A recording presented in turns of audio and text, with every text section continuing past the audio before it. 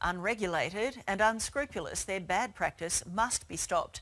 Tonight, experts and victims join our campaign to have them shut down.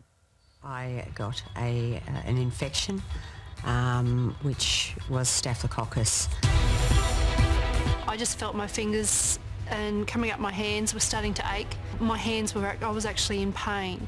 Now, see look that at that file? file. Look at the file. That's disgusting. Disgusting, dirty and downright dangerous. It's filthy. Tonight, a current affairs campaign to clean up the filthy budget nails industry goes into overdrive. I'm fed up. Victims of terrible infections And she put me through a lot of pain and agony. will join forces with industry experts There was a lady in Melbourne who had her thumb amputated. to expose the serious dangers crippling unsuspecting Australians. She could have died. Unhygienic operators refuse to keep customers safe, The file should be in the bin. Look at it. and you won't believe what they're up to now. These are nail files drying on the boot of a car, on the bonnet of a car. That's bringing tears to my eyes. Melbourne woman Tracy Rawson is one of many victims uncovered by a current affair. So too Deborah Brodie, whose hands were disfigured after attending this Brisbane professional salon. Kim, this woman's hands are disfigured. Her hands are possibly permanently disfigured. Too embarrassed to be identified, this customer claims to have contracted herpes from a cheap manicure at a salon in Sydney. I was aghast. These images were recently taken outside a budget nail salon on Brisbane's north side. A filthy car bonnet is transformed into a makeshift bench to sort used nail files and foot paddles, and it would seem soon to be used again on unsuspecting customers. Apart from what's on the file, what's on that bonnet that's been sitting outside the shopping centre all day? Yep. Together, Elizabeth, Amanda, Jody, Desiree and Chrissy have years of experience in the industry. They are part of an online community campaigning for tougher regulations. I want education for the public so that they understand that this shouldn't hurt. On Facebook, these qualified industry professionals have a nickname for these budget operators. What do you mean by the term chop shop or NSS? Who can explain that to me? Non-standard nail salon. Also refers to a sweatshop.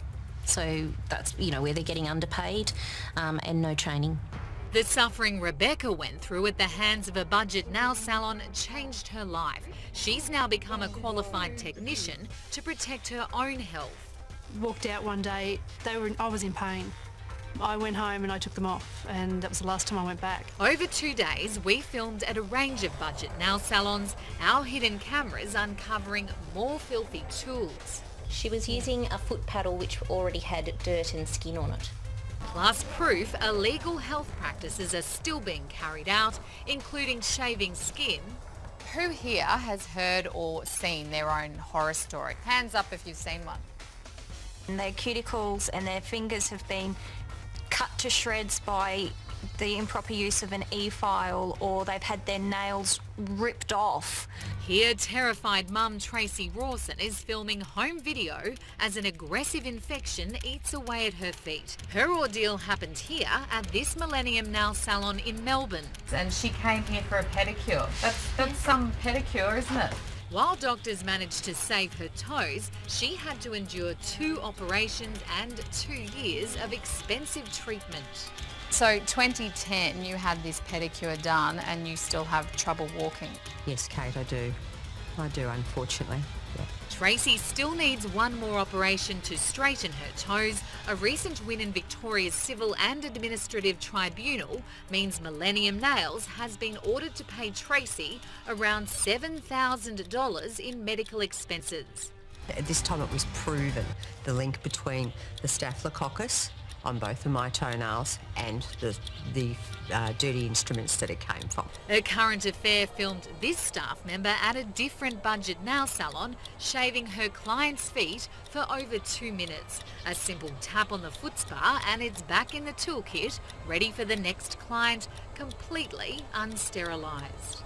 You shouldn't be using a blade. It's against the law. Brendan Brown is president of the Australasian Podiatry Council. Stop doing the wrong thing, start doing the right thing, and the people of Australia start applauding. A Current Affair invited the local council and state health department to attend our forum, but both declined because incredibly the issue isn't serious enough. Queensland Health stating beauty therapy processes including manicure, pedicure and the application or mending of artificial nails are considered a non-higher risk personal appearance service. The local council also confirming nail salons are defined as low risk. If it's a non-high risk, then why did Tracy end up with several $1,000s worth of medical bills and a major infection travelling up her bones? To me, that's high risk. Yeah. The government and the councils and those professional bodies may not be hearing it as loud and as clear as we'd like.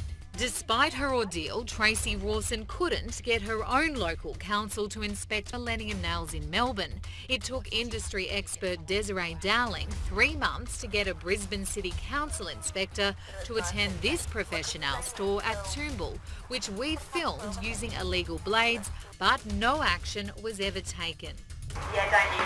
Have any of you ever had a council or departmental inspector come out to your businesses? Have you ever encountered someone that has?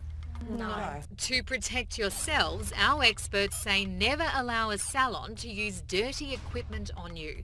No nail service should ever hurt. If it does, ask the staff member to stop immediately. Insist on seeing the staff member's qualifications. A certificate should be on display.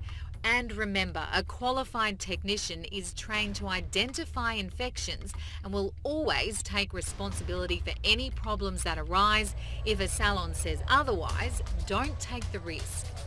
We are responsible for our clients' fingers. I really think people should be aware it's not if, but when it's going to happen to them. But this lady is the victim. You've got the wrong... I can call the police. You have the Come wrong... here. We asked for them. Tracy Rawson knows all too well beauty comes at a high price. She has this final warning for unhygienic operators. This will start to clean up the industry. They can't do this anymore. It's finished. It's done. And if you've had an experience at a nail salon you think we should know about, please get in touch. 40 years